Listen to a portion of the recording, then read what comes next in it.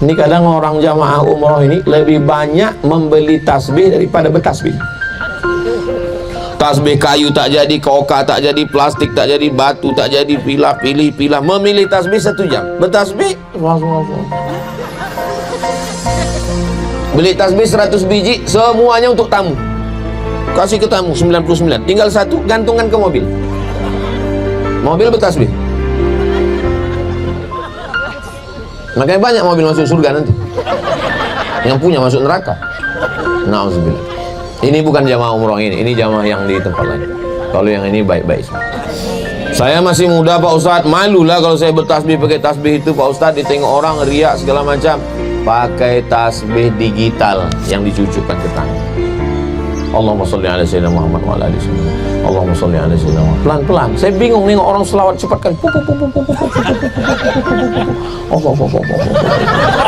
Macam dapan bakwan panas.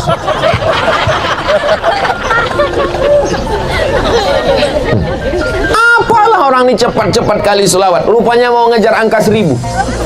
Begitu udah dapat 1000 langsung dipoto. Alhamdulillah udah 1000 pagi. Kalian berapa guys? Mati kita. Berikutnya pertanyaan pertama dari Net-Tour. Apakah ziarah kita ke makam Rasulullah beliau melihat kita?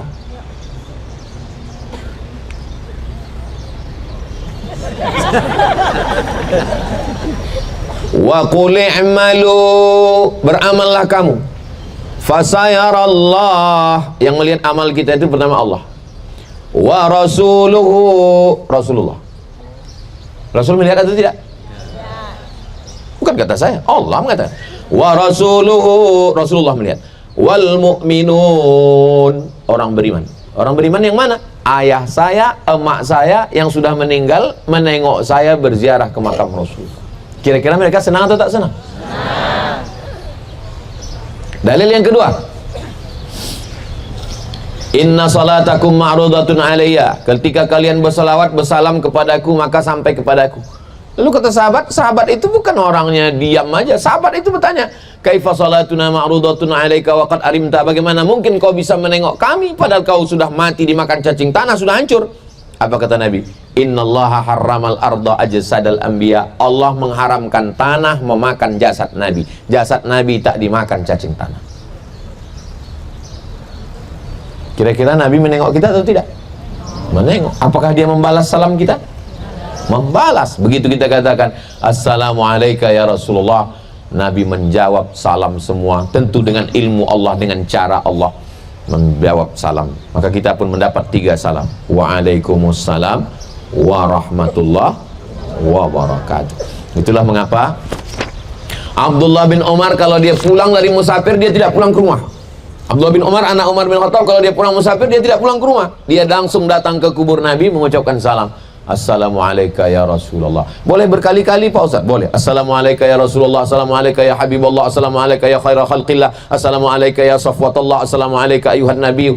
Saya nggak bisa hafal banyak gitu Pak Ustaz. Itu aja diulang-ulang. Assalamualaikum ya Rasulullah, assalamualaikum ya Rasulullah, assalamualaikum ya Rasulullah. Saya nggak bisa nangis Pak Ustaz. Ya nggak apa-apa, nggak ada disyaratkan mesti menangis. Apakah ziarah ini bisa menjadi syafaat di padang mahsyar kelak Pak Ustadz? Semua yang bersyahadat asyhadu alla ilaha illallah Muhammadur Rasulullah dapat syafaat uzma. Semua kita ini dapat syafaat. Syafaat yang mana? Syafaat ketika tenggelam dalam keringat di padang mahsyar, panas terik sejengkal dari ubun-ubun, maka tak ada yang mau menghadap Allah karena malu. Yang berani menghadap Allah hanya Nabi Muhammad SAW. Maka kitalah yang dapat syafaat duluan. Kita duluan masuk ke dalam surga Allah insyaAllah. Amin ya Rabbal. Baru itu syafaat uzma, baru nanti ada syafaat khusus.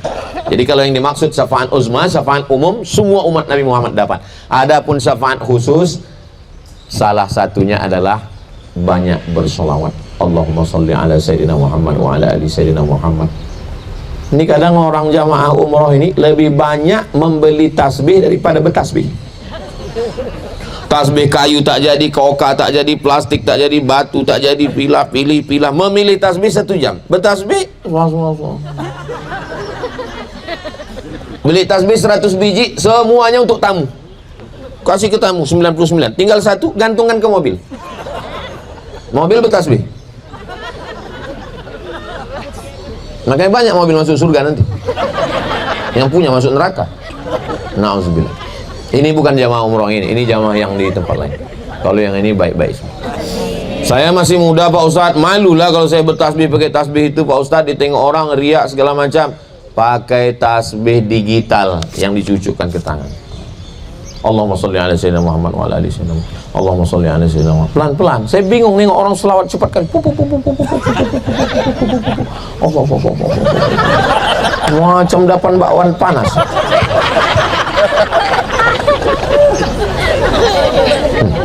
Apalah orang ini cepat-cepat kali selawat. Rupanya mau ngejar angka 1000.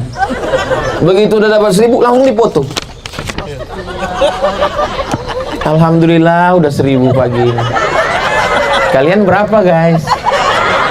Mati kita. Saya nih Pak Ustadz, malam ziarah, pagi ziarah, siang ziarah, bagus. Berziarah ke makam Rasulullah SAW. Perempuan tak bisa ke Baqi, bapak masuk ke Baqi. Di Baqi ada makam Sayyidatuna Aisyah. Di Baqi ada makam Nabi punya anak namanya Fatimah. Fatimah punya anak namanya Ali Zainal Husain. Husain punya anak namanya Ali Zainal Abidin, makamnya di Baqi. Ali Zainal Abidin punya anak namanya Sayyidina Muhammad Al-Baqir, makamnya di Baqi. Muhammad Al-Baqir punya anak namanya Sayyidi Ja'far Shadiq, makamnya di Baqi. Kita punya imam 4 mazhab, mazhab Maliki, Malik bin Anas, makamnya di Baqi. Malik bin Anas. Nabi punya anak laki-laki dari perempuan yang dari Maria Al-Qibtiyah Mesir, nama anaknya Ibrahim, makamnya di Baqi. Sahabat Nabi Utsman bin Affan khalifah ketiga, makamnya di Baqi. Abu Bakar, Umar, Utsman di Baqi. Nabi punya ibu susuan Halimatus Sa'diyah, makamnya di Baqi. Nabi punya ibu yang sayang macam ibu kandung. Ibu kandungnya meninggal waktu dia umur 6 tahun. Tapi ada ibu yang sangat sayang sama dia, namanya Fatimah binti Asad. Itulah dia emaknya Ali bin Abi Thalib, makciknya itu. Sayang betul sama dia. Waktu digali kubur, Nabi masuk ke dalam kubur itu mendoakan liang lahat itu. Dalam kitab Al-Mu'jam Al-Kabir Imam At-Tabrani ada di Baqi. Maka waktu di Baqi itu berdoa kepada Allah, karena tempat itu tempat yang diberkahi, berkah karena banyak sahabat Nabi, wali-wali Allah, orang-orang soleh di situ. 2 dari Asy-Syami. Di antara sifat Al-Quran adalah alamiyah dan syumuliyah. Mohon dijelaskan perbedaannya Pak Ustadz. Alamiyah internasional. Alamiyah internasional. Al-Quran itu bukan hanya Arab. Kalau Al-Quran itu cuma Arab, lalu kita Bugis, Makassar, Bone, Banjar, Batak, Minang. Al-Quran itu alamiyah internasional. Inna khalaqnakum min dzakarin, kami ciptakan kamu dari laki-laki wan unsa, dari perempuan, wa ja'alnakum syu'uban wa qabaila, kami jadikan kamu bersuku-suku, berbangsa-bangsa. Inna akramakum indallah, yang paling mulia bukan orang Amerika, bukan orang Arab. Yang paling mulia adalah atqakum, yang paling takwa. Itu namanya alamiah, internasional. Yang kedua syumul. Syumul artinya mencakup segala aspek. Al-Quran bukan hanya cerita tentang ibadah sholat. Al-Quran bercerita tentang air laut dengan air sungai tak bersatu. Air laut dengan air sungai bersatu? Nggak bersatu. Yang bersatu itu asam di gurun, garam di laut, berjumpa dalam belanga, seperti aku dan kamu. Kemana tadi ceritanya? Mana ayat yang bercerita tentang air laut dengan air sungai tak bersatu? Surat Ar-Rahman. Bainahuma barzakhul la yabghiyan fabi ayyi ala'i rabbikuma. Al-Quran bercerita tentang tsunami. Idza sama'um fatarat, langit terbelah. Al-Quran bercerita tentang global warming. Sekarang ini katanya lapisan ozon itu bocor. Karena lapisan ozon bocor, lalu es yang ada di kutub selatan, kutub utara mencair. Makanya banjir, air laut naik, permukaan Jakarta sudah naik. Makanya jalan lebih rendah daripada laut. Idza sama'un fatarat wa idzal kawakibun tasarat, planet-planet bertabrakan. Wa idzal biharu fujirat, lautan diledakkan, laut naik ke darat. Disebut dengan tsunami. Itu yang perempuan, yang laki-laki Sumanto. Mohon maaf Pak Sumanto. Al-Quran syumulia. Dia tidak hanya cerita tentang sholat, tapi dia bercerita tentang semua. Al-Quran bercerita tentang matematika. Mana? Ashabul Kahfi menginap di dalam gua. Salasami'ati wazdadu tis'a, 309 tahun. Loh kok 309? Karena kalau dihitung menurut Muharram, Safar, Rabiul Awal, Rabiul Akhir 309. Tapi kalau dihitung menurut Januari, Februari 300. Kok bisa 300 dengan 309? Karena dalam 1 tahun 11 hari berlebih, maka dalam 300 tahun berlebih 9 tahun. 309. Itu bukan ada orang mengamuk, itu burung. Jangan pula takut juga ada orang dihukum rajam itu Pak Ustaz. Faza travel. Bagaimana menerima dengan ikhlas atas ketentuan Allah tentang belum punya keturunan. Perempuan yang sudah divonis mandul tidak akan punya anak, perempuan itu namanya Sarah. Siapa namanya? Sarah. Akhirnya apa yang terjadi? Nabi Ibrahim menikah dengan Hajar, lahir anak laki-laki namanya Ismail. Umur Nabi Ibrahim 86 tahun. Setelah Ismail berumur 13, lahir anak dari Sarah yang sudah dikatakan orang tak mungkin punya anak. Waktu itu umur Nabi Ibrahim 99 tahun. Tak ada yang sulit bagi Allah. Innama amruhu iza arada syai'an ayaqula lahu kun. Kalau memang mudah, kenapa kami tak punya anak? Allah ingin sujud kita lebih lama. Allah ingin kita meneteskan air mata. Allah ingin kita lebih khusyuk berdoa. Minta kepada Allah SWT. Hubungan kita dengan Allah ini dua. Yang pertama, husnuzon. Aku serahkan pada Allah husnuzon. Yang kedua adalah ridho, menerima takdir Allah. Tetap ada usaha. Kata orang makan kurma muda, makan. Kata orang makan toge, buat jus toge. Kata orang makan kacang-kacang, makan. Ini katanya ada usaha untuk bayi tabung, pakai. Itu usaha saja. Tapi ketentuan adalah pada Allah. Tidak ada yang sulit, tak ada yang payah bagi Allah. Innama amruhu iza arada syai'an. Selama di sini sholat hajat banyak-banyak.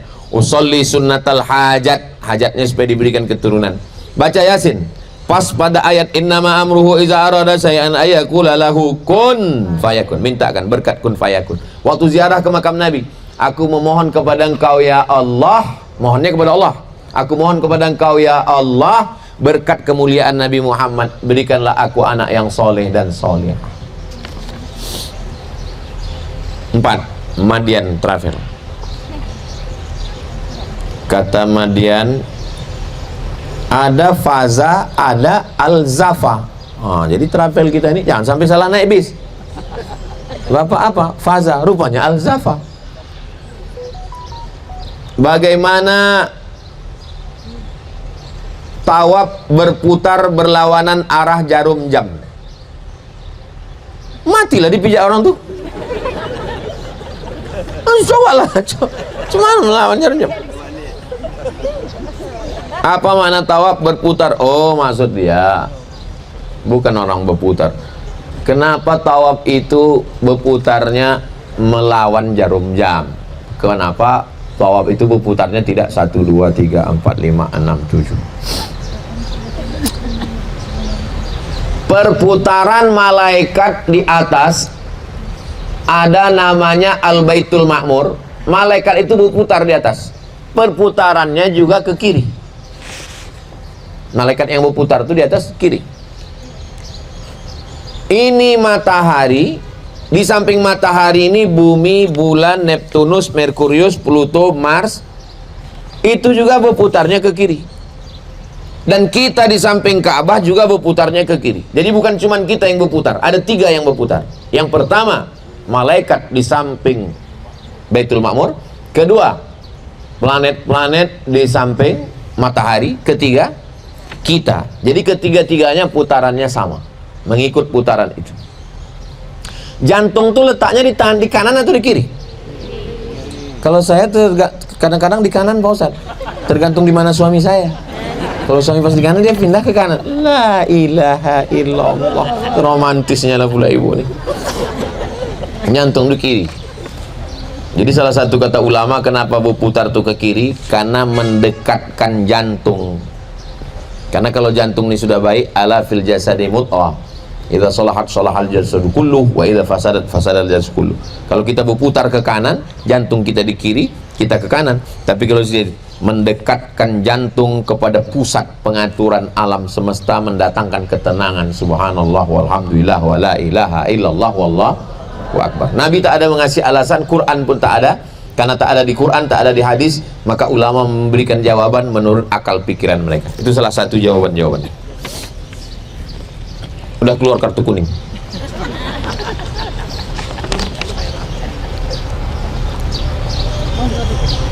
Apa makna tawaf itu 7 putaran? 7 lapis langit, 7 lapis bumi, 7 putaran, 7 pintu-pintu kebaikan. Innallaha witrun yuhibbul witra. Allah itu maha ganjil, suka kepada yang ganjil-ganjil. Jadi diseragamkan Allah dengan 7 angka-angka yang keramat itu, sesuai dengan 7 lapis, 7 lapis, 7 pintu, 7 putaran, supaya kita mendapatkan ke-7-7-nya kebaikan-kebaikan semua insyaallah. Amin ya rabbal alamin.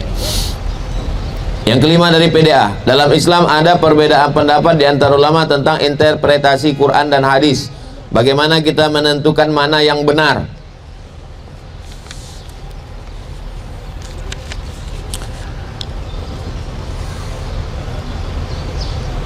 Aula mastumun nisa, kamu menyentuh perempuan. Menyentuh perempuan batal wudu. Aula mastumun nisa, kamu menyentuh perempuan. Ayatnya 1. Tapi ulama berbeda pendapat jadi 3. Menurut mazhab Maliki, kalau bersentuh laki-laki perempuan, bukan emak, bukan anak, lalu kemudian tidak ada syahwat, tidak batal. Bersentuh tak ada syahwat, tak ada batal. Menurut mazhab Syafi'i, bersahwat tak bersahwat batal. Menurut mazhab Hanafi, bersahwat tak bersahwat tidak batal. Saya ulang sekali lagi. Hanafi, bersahwat tak bersahwat tak batal. Karena mana la mastumun nisa bukan menyentuh kulit, maknanya maaf cakap jima baru batal. Sedangkan mazhab Maliki, kalau bersahwat batal, kalau tak bersahwat tak batal. Mazhab Syafi'i, bersahwat tak bersahwat batal. Ustaz ikut yang mana? Saya ikut mazhab Syafi'i. Ketiga-tiganya benar, karena ketiga-tiganya ulama Ahlus Sunnah wal Jamaah. Jadi standarnya kalau ulama Ahlus Sunnah wal Jamaah benar. Kenapa Ustaz tidak menyalahkan Maliki? Mana mungkin saya menyalahkan Maliki? Saya di Maroko 2 tahun, guru saya Maliki semua. Kalau saya salahkan Maliki, guru murid durhaka lah saya. Kenapa Ustaz tidak menyalahkan Hanafi? Saya belajar hadis kepada Syekh Karim waktu di Sudan. Dia ngasih saya ijazah musalsal. Dia tamat dari Deoban India, mazhabnya Hanafi. Siapa Imam Hanafi? Abu Hanifah. Berani menyalahkan Imam Hanafi? Tak berani. Lalu kenapa Ustaz pilih mazhab Syafi'i? Karena guru-guru saya mazhab Syafi'i. Di Al-Azhar saya mazhab Syafi'i, di Al-Wasliyah saya mazhab Syafi'i. Dan menurut saya mazhab Syafi'i ini dalam masalah wudhu ini lebih selamat. Misal saya bersentuh sama perempuan, saya wudhu lagi. Setelah wudhu saya sholat, datang setan menggoda. Wudhu kau batal somat. Aku udah wudhu lagi. Tapi kalau saya tidak wudhu, lalu datang setan menggoda, wudhu kau batal somat. Aku tak ada nafsu. Ada sikit. Okay? Jadi mazhab Syafi'i. Jadi jangan salahkan mazhab-mazhab ini selama dia masih ahlus sunnah wal. Yang paling tua Hanafi, nomor 2 Maliki, nomor 3 Syafi'i, nomor 4. Kalau ada orang mengatakan jangan ikut-ikut 4 mazhab ini, langsung aja ke Quran, berarti dia imam mazhab yang kelima. Saya masih ikut mazhab Syafi'i. Pertanyaan terakhir, umroh jamaah yang tidak dapat masuk raudhah karena tidak ada tasreh, bagaimana menyikapinya Pak Ustadz? Masuk raudhah bukan rukun, bukan syarat, bukan wajib. Bukan rukun, bukan syarat, bukan wajib. Rukun umroh 5: niat, tawaf, sa'i, tahallul, tartib berurutan. Adapun masuk raudhah itu adalah bagian dari amalan-amalan sunnah, maka bisa masuk, alhamdulillah. Ustaz pernah tak bisa masuk, saya pernah umroh tak bisa masuk, tak dapat tasrih. Nah, jadi yang bisa alhamdulillah masih ada usaha, siang ini, nanti malam, besok. Qadarullah ditakdirkan tak bisa, mudah-mudahan Allah bagi kita kesempatan di tempat yang lain, insyaallah. Bisa jadi, ini bisa jadi berhasil kita masuk ke dalam, berhasil masuk ke dalam, sempat pula foto-foto, sempat pula streaming, sempat pula update, sempat pula status, muncul rasa ujub kita, aku lah yang udah masuk ke tempat sholat nanti. Lalu kemudian na'udzubillah, saya pun cemas juga nih, belum masuk, misalnya tak dapat, lalu hati kita sedih, menangis, kita leleh air mata. Boleh jadi yang tak masuk itu yang lebih lembut hatinya, tapi pengurus travel tetap juga usahakan nih, jangan gara-gara ini nanti.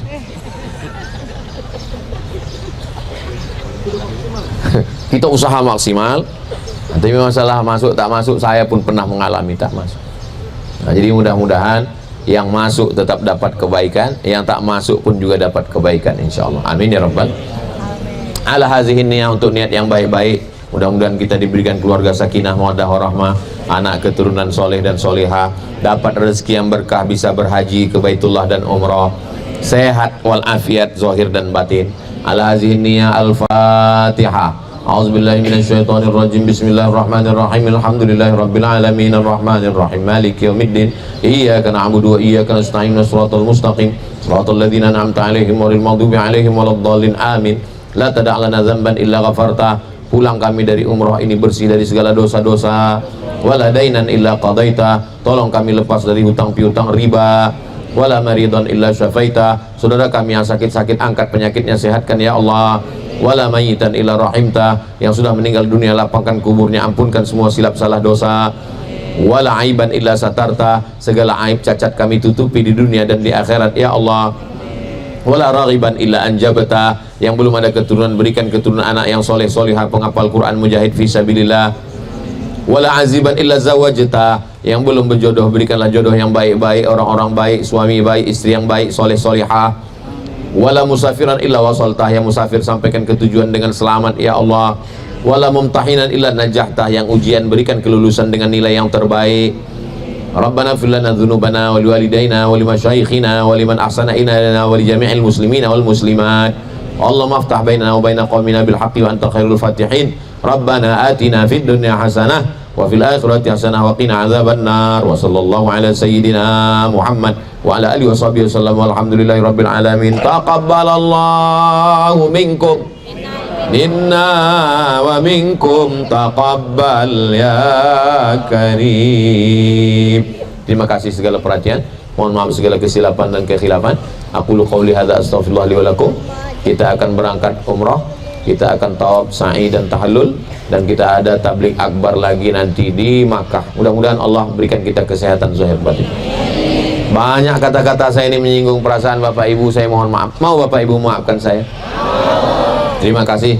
Menangkap puyuh di Bukit Selasih. Thank you dan terima kasih. Assalamualaikum.